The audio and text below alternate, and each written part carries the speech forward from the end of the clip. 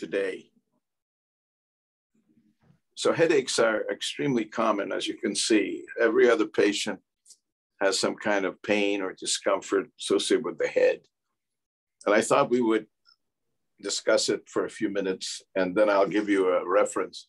It's a nice review article. It's called Diagnosis and Management of Headache by Dr. Robbins. And what he did, he's from Cornell, Neurology. And what he did was he looked at all the articles published the last few years on headache.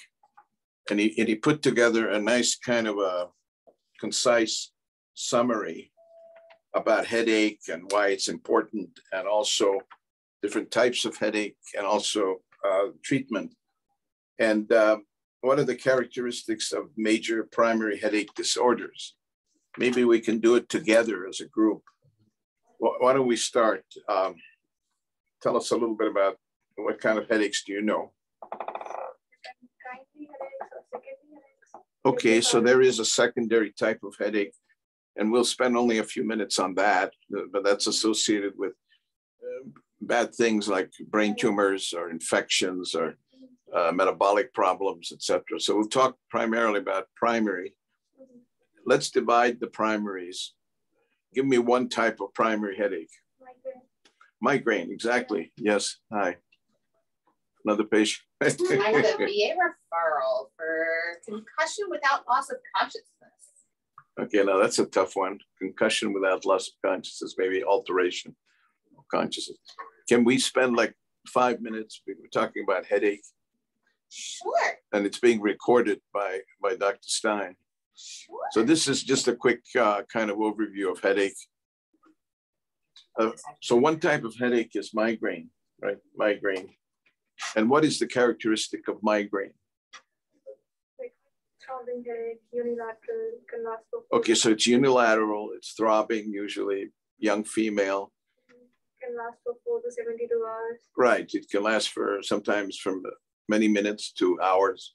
It can have auras, visual auras, nausea, dizziness, photophobia, Exactly. phonophobia. Exactly. So that's migraine. What other types of headaches do we know? Cluster. Yeah, cluster headache. So cluster, how is cluster different from migraine?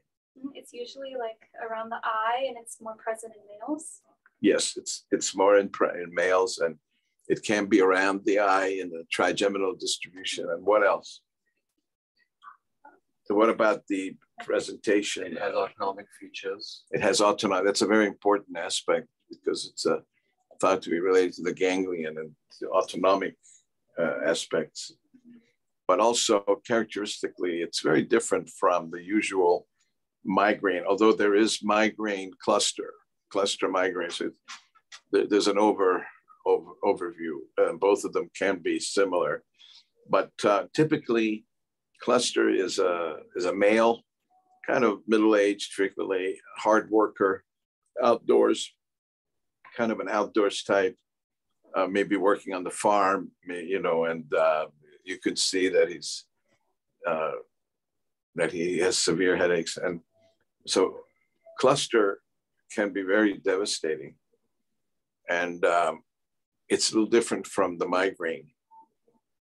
Okay, what are the types of headache? What did they?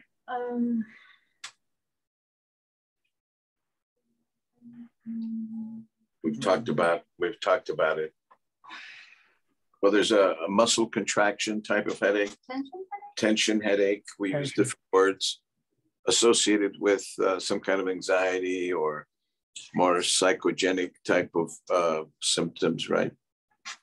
Okay. And then, of course, there are many other headaches that are secondary headaches that you mentioned, including from problems with the neck, chronic sinus problems. There are about 250 different kinds of head pain. And our job is to find which one it is, because we're kind of specialists in headache. As a neurologist, you have to be a specialist. Now, in terms of recognizing it, characterizing it, what about treatment? For example, migraine. Yeah. Acute therapy, we have prophylactic therapy. Okay. Therapy, we can use triptan, NSAIDs you can use. Right. Like We usually like to start with simple treatment, like Tylenol or even aspirin or something like powder or something easy and simple, Excedrin. You'll see that's the #1 treatment in the United States, and it's inexpensive and so forth. There's also a powder that's frequently used in DC by more of a older crowd. And then in terms of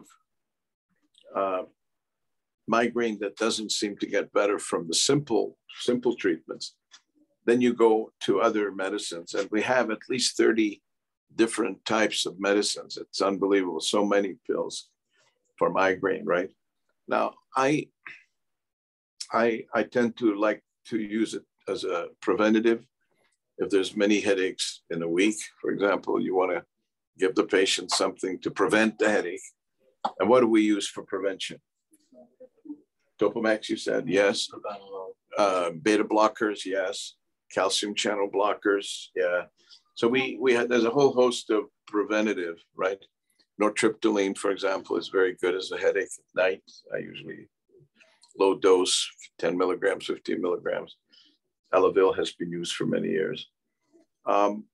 What if so you have the preventative.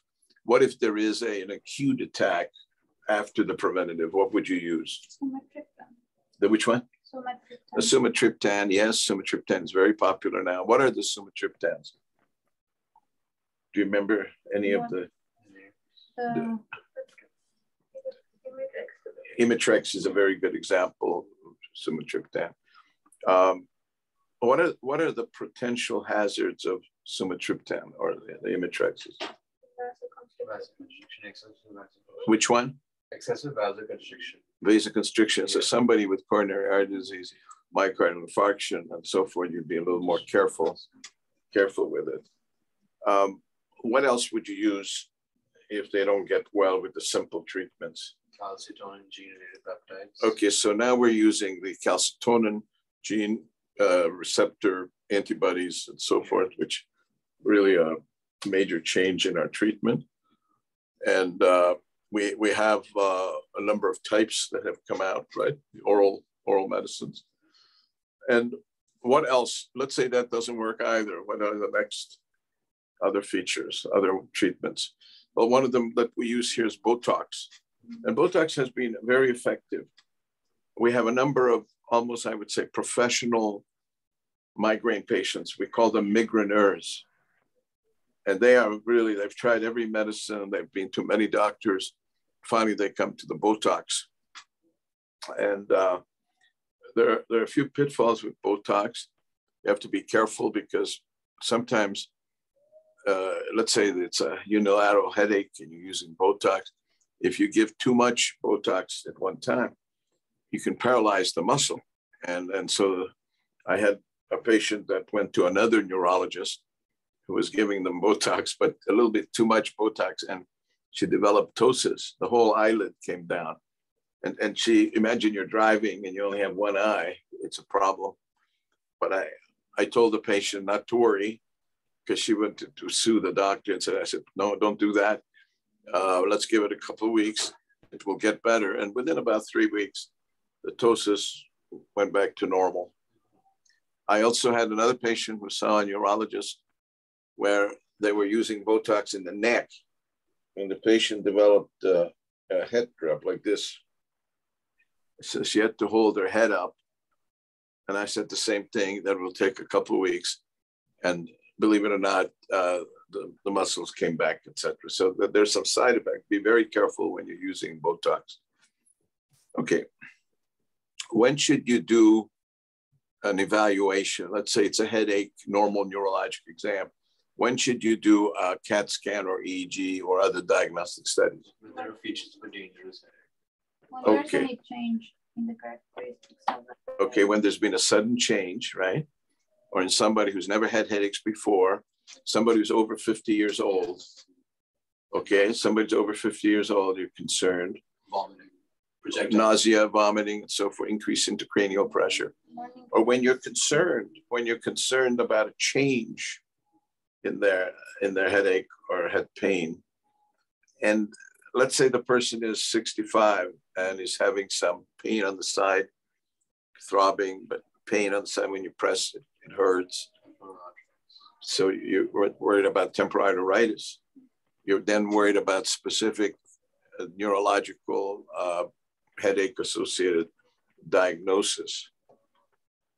Now, it's very controversial when you should do a CAT scan. From a sociologic point of view, you want to save money for the country, and don't do so many CAT scans. There's also radiation. There's some hazardous cost and so forth. But then on the other side is every patient is different. They're worried. Sometimes doing a CAT scan, and the CAT scan is normal, it's very reassuring to the patient that you've done everything you could in terms of looking for something. Many patients come in to see us because their family member had an aneurysm or a family member had some kind of brain tumor or something else, and we will do it. So it's controversial. There's no right answer, but so long as you could kind of explain it cogently and give a good reason for doing it, I think it should be done. I tend to be the one that tend to do it and have a baseline. Then we don't have to do it again and again and again. But some patients will say, Dr. Bernad, I had my CAT scan last year. I have headache now. Please do it again. I tend not to fight my patients, like argue with them and so forth and so forth. I don't think it's useful. I want my patients to feel comfortable. And if it is a CAT scan, I will probably do it. I have a philosophy of let's check it out rather than not. Sometimes we find incidental things like a meningioma or aneurysm tumor or something like that. So you have a chance to pick up something that's treatable, potentially treatable.